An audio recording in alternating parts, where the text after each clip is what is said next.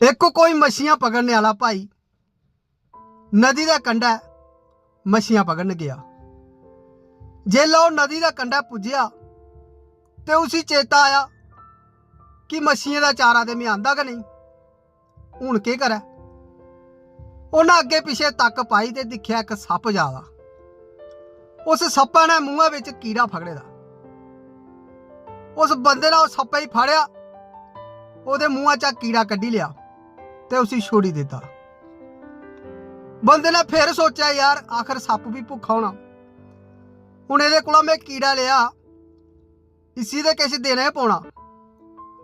बंदे कोल 20 रुपए दी, उन्हें क्या किया एक टक्कर सप्पे दे मूंहा विच पाए ते सप्पे छुड़ी दिता। आख लगा चल तू भी थोड़ा अपना गम भुल्ली जागा। ओहदे बाद बेही जाओ मछियां फगन। मछियां फड़दे फड़दे उसी किश महसूस होया कि ओहदा पैंचा कोई खिच्चा दा। उन्हें जेल्लै थल्ले दिक्खेआ ते उ'ऐ सप्प।